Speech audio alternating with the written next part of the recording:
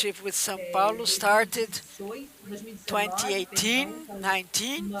It ended with global incentives started to put policies based on the economy, and then we evolved to bring São Paulo into an initiative of food.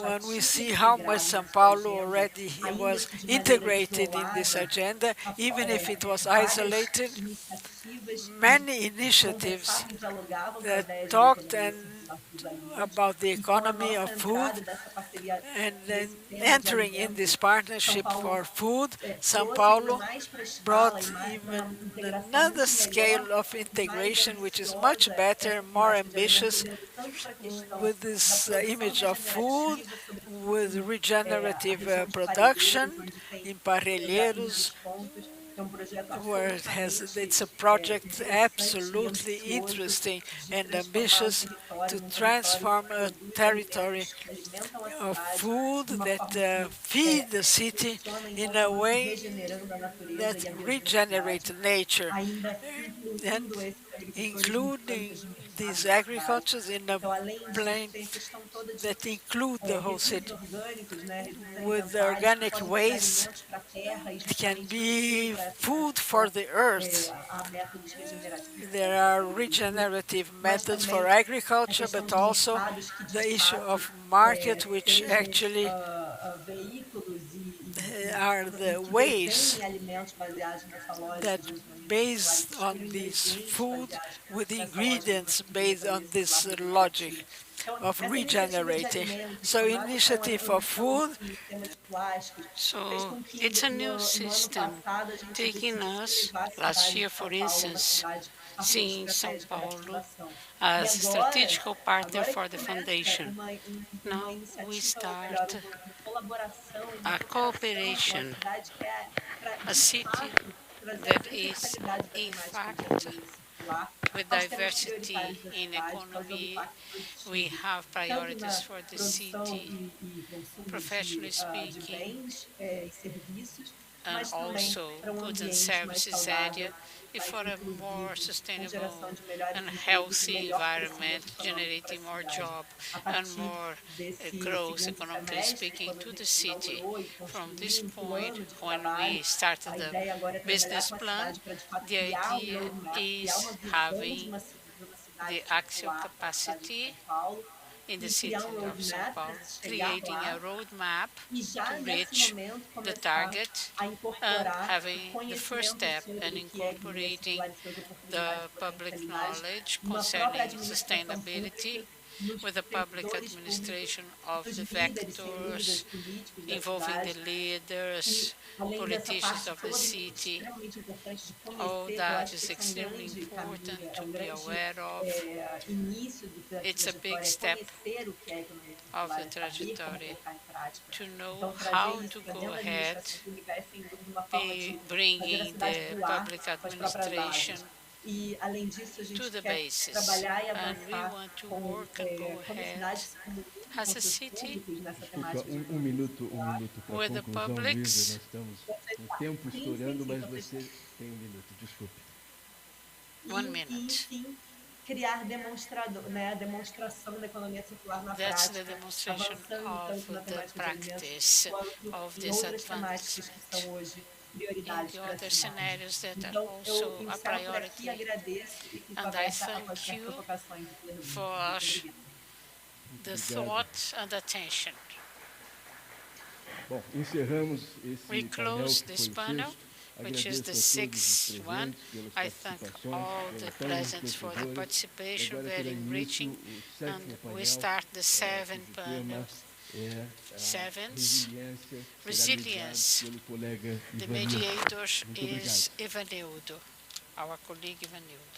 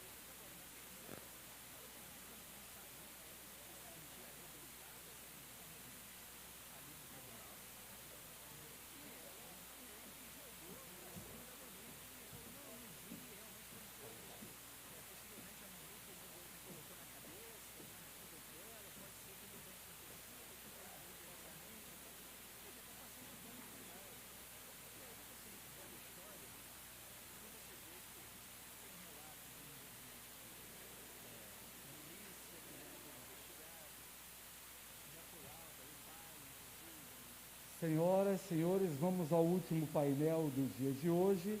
O nosso tema é resiliência urbana. The theme is urban resilience.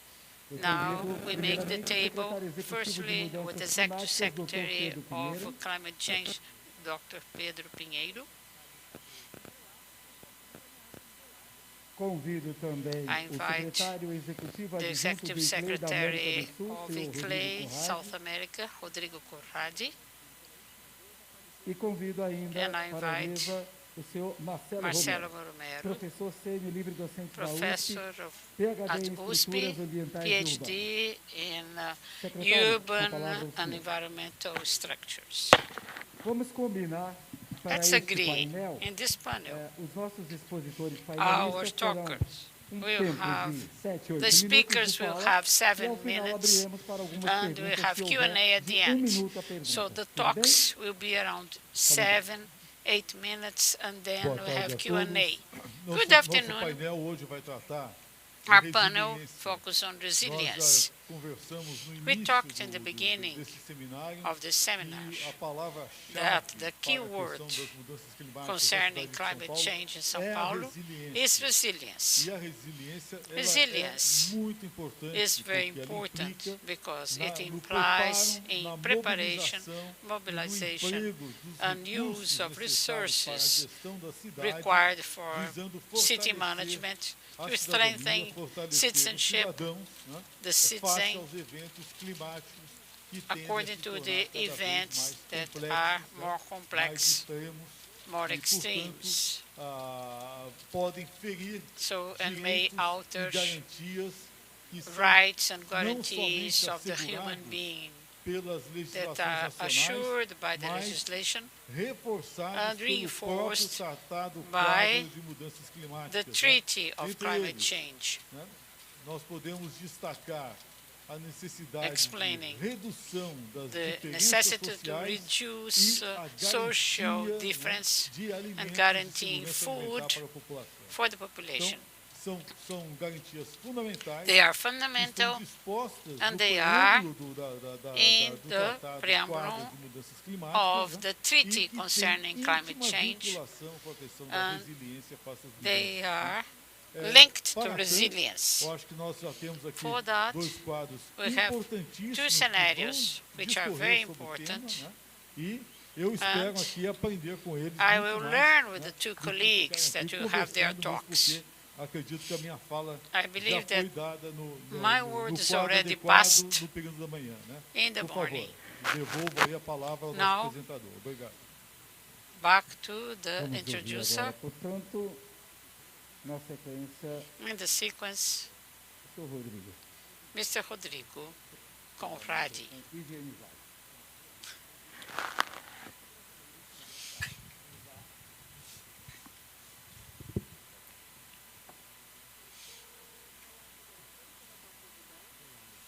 Muito boa tarde Good afternoon, everyone. Uma satisfação estar It's a pleasure being here, aqui tão bem posta, making this table tão bem posicionada para fazer colleagues, acredito, acima de tudo, período muito mais de reflexão.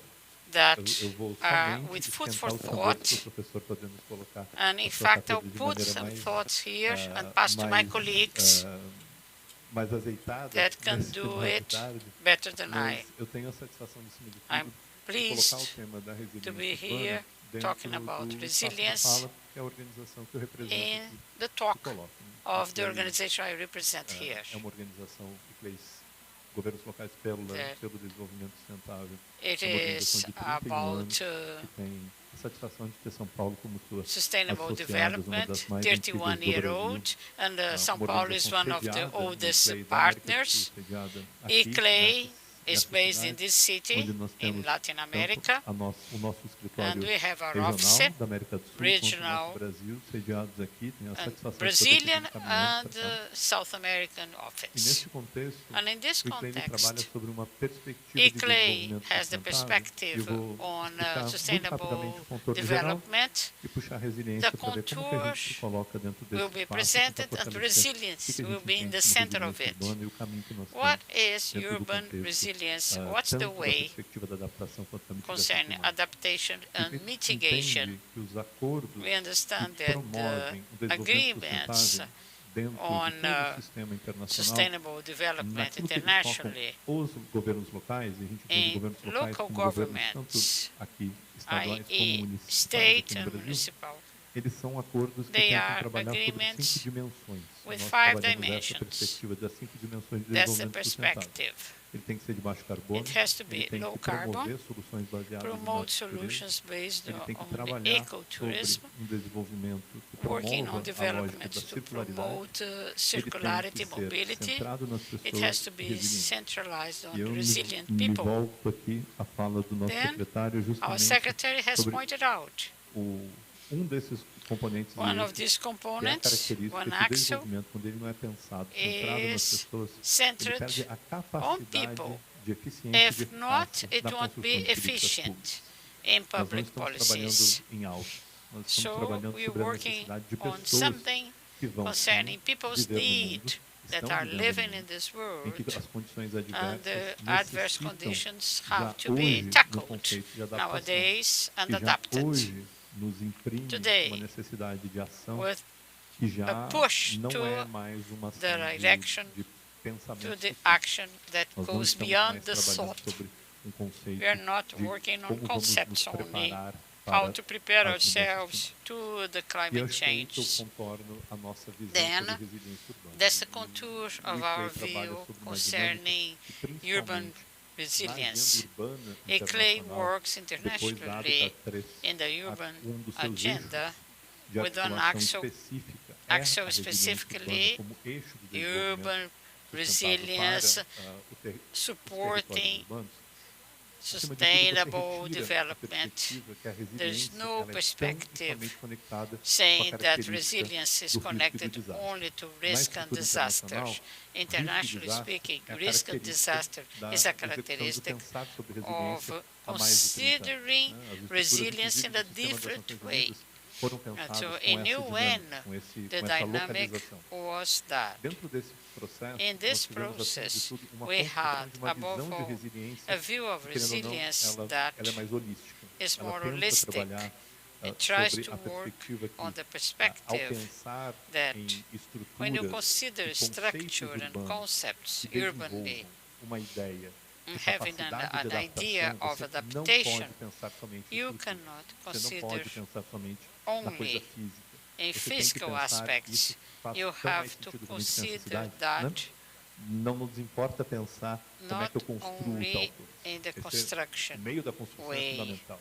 O Of material course, it's fundamental. The importantíssimo. material is very O tempo de important. construção Time é for construction elemento is key importante nessa questão. in this issue. Vão passar pessoas por ali, não? But let us As pessoas consider é que vão people. viver aquele People will O live território, that ele só space. faz sentido Territory quando makes habitado. sense Essa only when característica there da is urbe, né? habitation.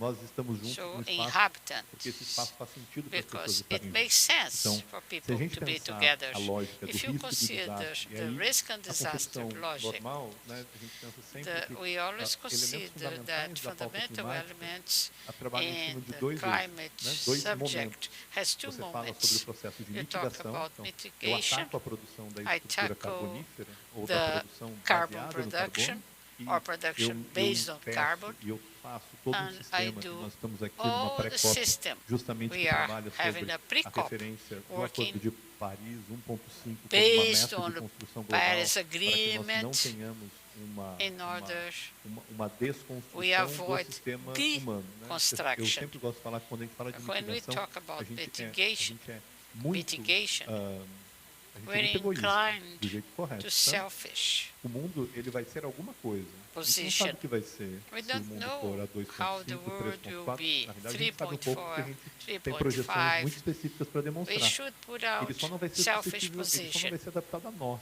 Nós não vamos, na Maybe realidade, melhor. we, in Nós é que não vamos reality, estar adaptados a esse mundo. won't be adapted Ou vai to ser muito it, difícil a or it construção will be dessa hard adaptação. to Então, build o this ataque da mitigação é adaptation. para tentar So evitar a attacking complexidade mitigation do is segundo ciclo. avoiding O adaptar. complexity O of the adaptar ele second é onde a cycle. resiliência se constitui. Né? It's Eu where the me resilience adapto de uma maneira is proativa e constituted. colaborativa, né, I adapt para myself aquele in mundo a que está à minha proactive volta. way for the Eu world that acho is que around me.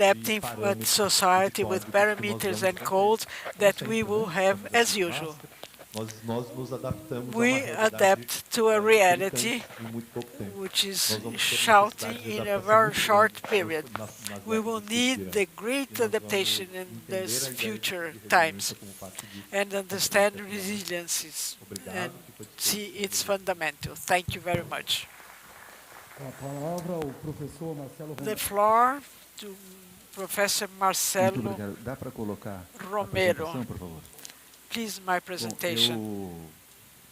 Agradeço em primeiro lugar. I thank first the Mayor of São Paulo and the International Relations for the invitation, and mainly for the Climatic Change Secretary Pedro. I'm very honored to participate in this moment.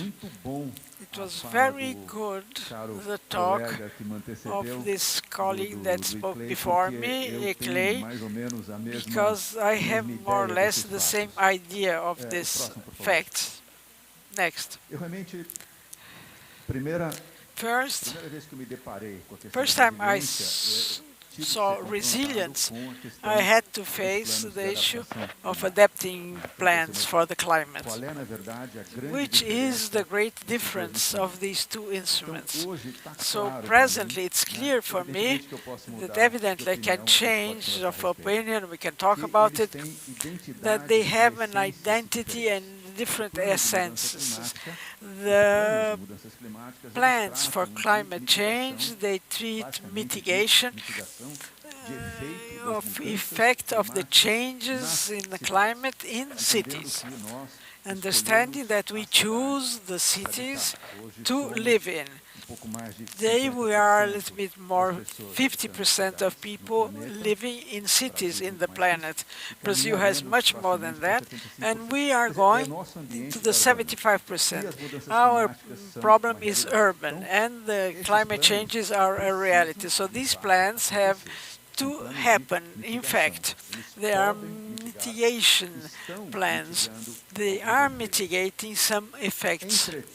However, these climate changes are already affecting the cities presently. We are working to mitigate them, but nevertheless we are suffering presently the effect of these human actions in the planet. And there we come into the resilience plan to mitigate these impacts in the cities. In fact, I tried and found two words that differentiate these instruments.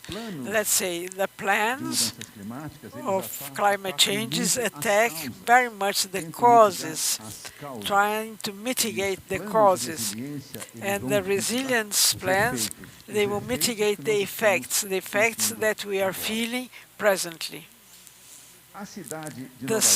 New York City has a resilience plan.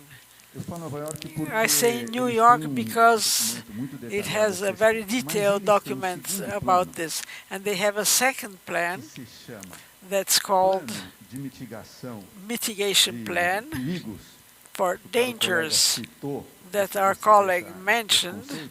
This concept, this plan, in fact, is the resilience plan, urban resilience plan for the city of New York. The plan that will mitigate problems that happen presently in the city, a series of problems. Next, please. So, I read attentively 45 resilience programs of 45 great cities in the world: New York, Paris, Los Angeles, Boston, Berkeley, Atlanta, and many other cities. And I tried to identify the strategies, the actions, mitigation actions of the effects of climate changes and other effects. These plans, in fact, what do they deal with? What do they talk about? And I grouped them in 22 items that I found, differentiated 8 items. And it was important to do this because I was able to see which are the more discussed items by these 45 cities. And I was surprised that the most talked item, which I had no idea was the prepare for education. Prepare the population for an event of this size, any event, either climate change or not. The cities are vulnerable, and it was interesting to see the cities deal with that. So this map was very important to see where these global cities were looking at, and from where do they expect problems, and how they are getting prepared to face them next. Well, there, based on those items, I'm working with my postgraduate students in São Paulo City after 2 years. With about 60 students, we studied the city of São Paulo, and we aggregated the problems, and we came to 15 items that we say that the city should be prepared to urban stress situation. Water, for sure, floods, supplying energy, supplying food. The Secretary spoke about it twice today. There's a student of mine for Masters to see how São Paulo can prepare itself for an interruption of food supply, and this can happen. Yes, it can. I saw São Paulo strike of truck drivers, and shelves in the supermarket started to be emptied, and it was solved, but it could have made a much greater problem for food. And the residues, solid and urban, mobility, which was well discussed today, dwelling, health, natural disasters linked to climate changes, disasters which are not natural, some made by us people, beyond the climate changes that the city doesn't know about it, but it has to be prepared for that. Connectivity, lack of internet, stopping internet. 1 or 2 days ago, we didn't have the WhatsApp program, Instagram and Face. We didn't even know what this was some years ago, but now I am totally dependent of this program. I talk to the whole world with this small app. Imagine staying without that for 1 month. Data safety. Is the city ready for that, for an attack of hackers? This can happen, yes. It can attack a mayor, a city hall, a city. I saw many cities in the world with plans, mitigation plans and adapting plans for this. This can happen in São Paulo. It's happening in several cities around São Paulo. Training the people, very imminent in these 45 cities. And the item we showed the students, showing that eventually the urban planning of the city, thinking of the climate, this plan, can it help? Of course it can help. So these are things that came from where we thought that could take part of urban resilience in a city like São Paulo. Certainly, some of the items are very connected, like water and energy, like a country like Brazil, it's completely connected. If there's no water, there's no energy. So some items are a strong link, and others have a weaker link. But these links, weak or strong, they should be extremely considered in such a plan.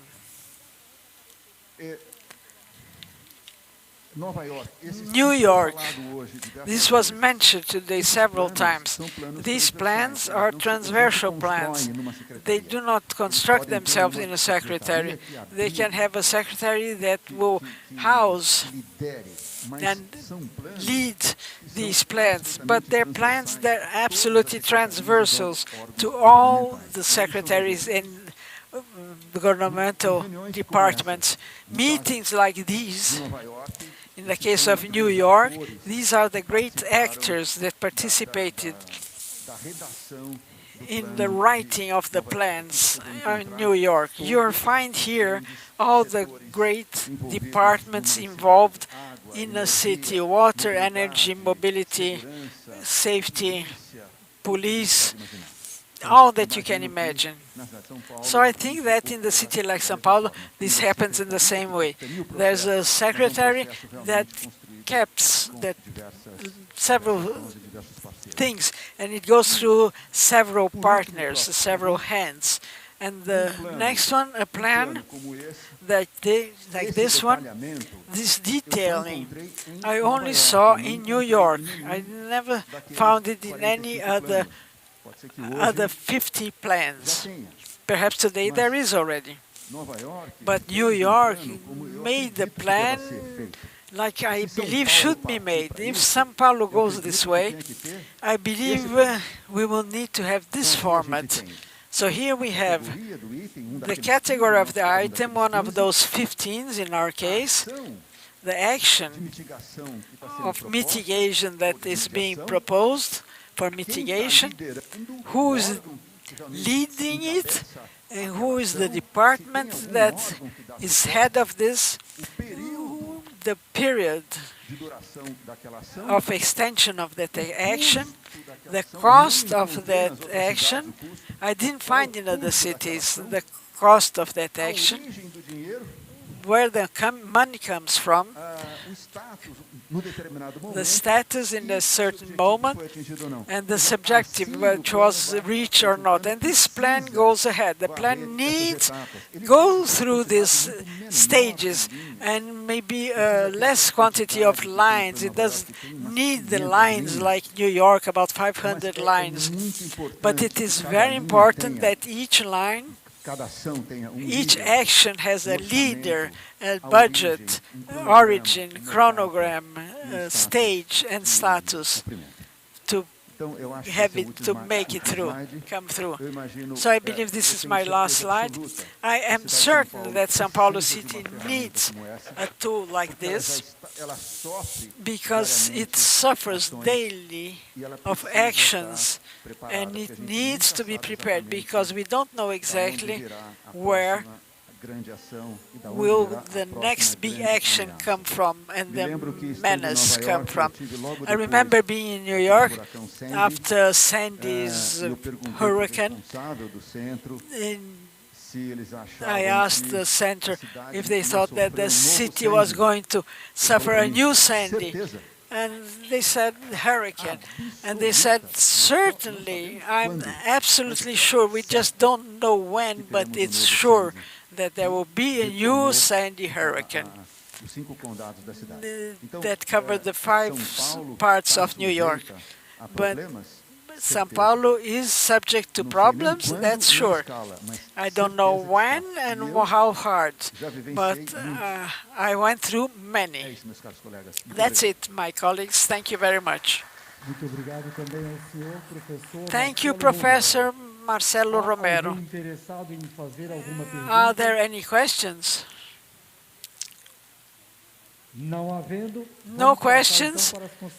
Let's go through the final considerations by Dr. Pedro Pinheiro. First, I would thank the more than 150 internauts that were with us and are still with us in each panel.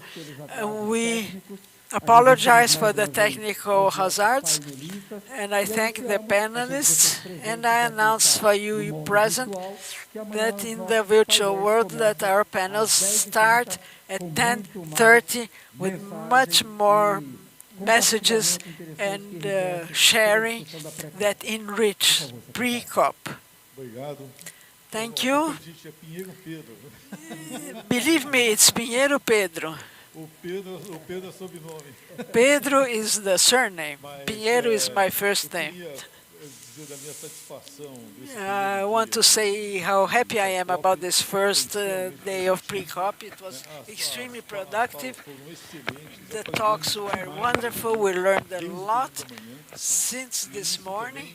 And this also exposes clearly that we're in a city that's compromised with facing climate changes, and it's preparing itself to face this with programs and plans, and also bringing within its structure all these intellectual contributions which are important for the ideas, partnerships that already are there, other partnerships that are being constructed.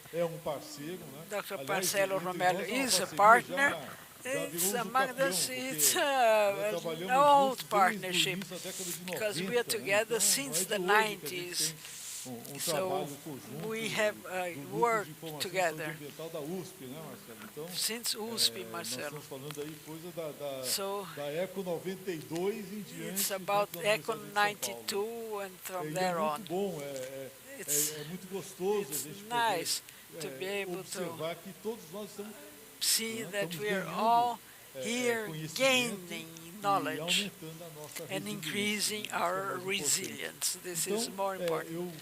So I would like to send my optimistic message and satisfaction by seeing this engaging and this work that's being developed by our administration. Thank you very much for all of you, and see you again tomorrow for our second day.